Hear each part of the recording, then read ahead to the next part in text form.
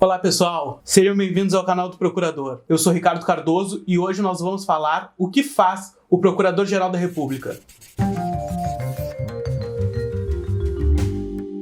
Então, o que faz o Procurador-Geral da República? O Procurador-Geral da República, ele é o chefe do Ministério Público da União. Como nós já dissemos em um outro vídeo, o Ministério Público da União é o chefe do Ministério Público Federal, Ministério Público do Trabalho, Ministério Público Militar e Ministério Público do Distrito Federal e Territórios. O processo de nomeação do Procurador-Geral da República, ele se dá entre os integrantes da carreira com mais de 35 anos, o presidente indica ao Senado Federal e o Senado Federal aprova o nome e assim é dado posse ao Procurador-Geral da República para chefiar o Ministério Público da União por 2 anos. O que faz, então, o Procurador-Geral da República na prática? Para dentro da instituição, ele resolve, por exemplo, conflito de atribuições entre os membros do Ministério Público da União. Exemplo, um Procurador do Trabalho acha que a competência é dele e um Procurador da República acha que a competência é dele. O Procurador-Geral da República, ele soluciona esse conflito entre os membros do Ministério Público da União. O que mais faz o Procurador-Geral da República? Ele propõe ao Congresso as normas em relação aos membros da carreira e ele também vai gerir os recursos do Ministério Público da União. O que faz o Procurador-Geral da República nas suas competências jurídicas? Na sua competência jurídica, ele vai propor junto ao Supremo Tribunal Federal as ações diretas de inconstitucionalidade. O que são essas ações diretas de inconstitucionalidade? O Procurador-Geral da República, por entender que determinada norma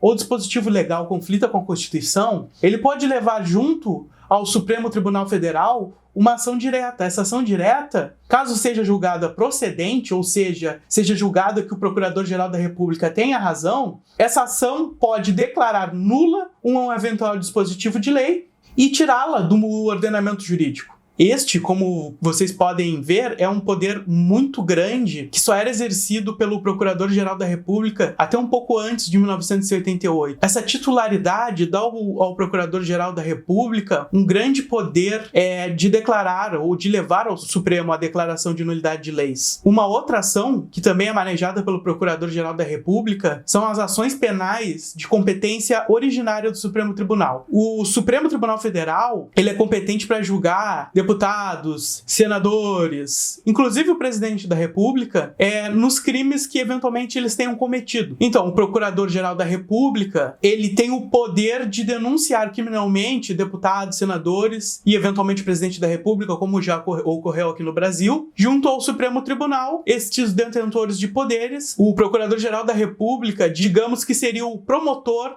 dos agentes políticos máximos do país. O Procurador-Geral da República também tem uma outra atribuição muito importante, que é nomear os coordenadores das câmaras de coordenação e revisão do Ministério Público Federal. Lembre que nós temos o Ministério Público da União, que é um gênero que tem vários órgãos embaixo, digamos que uns órgãos embaixo, um gênero e algumas espécies, né? O Ministério Público da União é o todo. Ele nomeia os coordenadores do Ministério Público Federal, dos Procuradores da República, no caso, o Ministério Público Federal, tem os Procuradores da República embaixo. Então, ele nomeia o coordenador da Câmara de Coordenação e Revisão do Ministério Público Federal.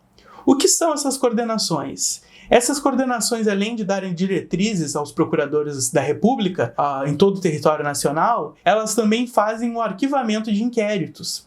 Então, se um determinado procurador da República entende que não é o caso de prosseguir naquela investigação, seja civil, seja criminal, ele submete seu arquivamento às CCRs, que são as Câmaras de Coordenação e Revisão. E essas coordenações vão arquivar os inquéritos dos procuradores da República. O Procurador-Geral da República, por nomear o coordenador da CCR, ele acaba por via indireta, tendo uma influência nas diretrizes do Ministério Público Federal. Então essas são as competências do Procurador-Geral da República. Ele, em suma, tem o manejo da ação de inconstitucionalidade, ele também pode entrar com ações junto ao Supremo Tribunal Federal, sejam cíveis, sejam as criminais contra os agentes políticos máximos da nossa República. Ele é nomeado pelo presidente, aprovado pelo Senado Federal. A sua exoneração segue o mesmo rito. Ele pode ser reconduzido uma vez. Se você quer saber mais a respeito das carreiras jurídicas do Estado, tem interesse em concursos públicos, eu te convido a se inscrever no canal e se você gostou do vídeo, eu peço que deixe seu gostei. Fique conosco. Até breve.